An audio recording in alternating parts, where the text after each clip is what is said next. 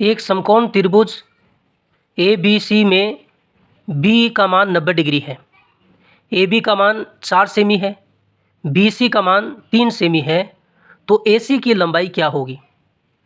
समकोण त्रिभुज है तो हम समकोण त्रिभुज बना लेते हैं।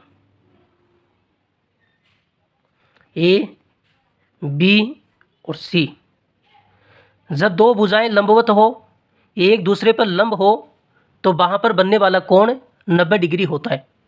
ए बी भुजा और बी सी भुजा एक दूसरे पर लंब है, तो यहाँ पर बनने वाला कोण 90 डिग्री होगा। और ये हमने बी माना है क्योंकि बी का मान 90 डिग्री है। ए बी भुजा का मान 4 सेमी है, ये ए बी भुजा है तो इसका मान 4 सेमी दिया गया है, और ये बी सी भुजा है, इसका मान 3 सेमी दिया गया है। और हमें ए सी की लंबाई निकालनी है, इस भुजा की लंबाई निकालनी है।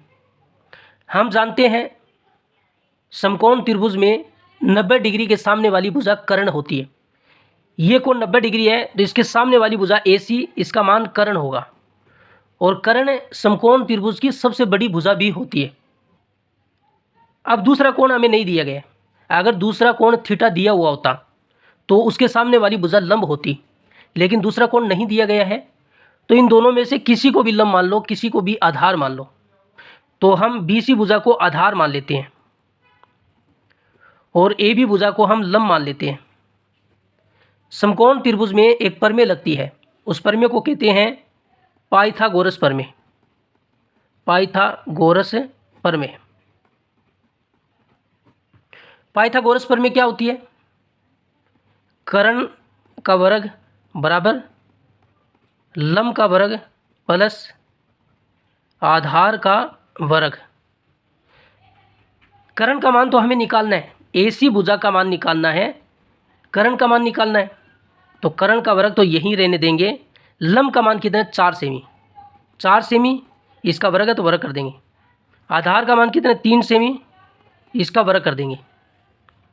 4 का वर्ग कितना होता है, 16, और सेमी का वर्ग सेमी, प्लस 3 का वर्ग 9, सेमी का वर्ग सेमी, और यहाँ पर कर्ण का वर्ग। 16 में 9 को जोड़ेंगे तो कितना आएगा, 25 वर्ग सेमी आएगा, और कर्ण का वर्ग, तो कर्ण का मान कितना आएगा। अगर ये वर्ग हटाएं तो इस पर क्या लगेगा, वर्गमूल लग जाएगा, और हम जानते हैं 25 का वर्गमूल होता है 5, और वर्ग सेमी का सेमी, तो कर्ण का मान आएगा 5 सेमी, तो ऑप्शन बी सही होगा।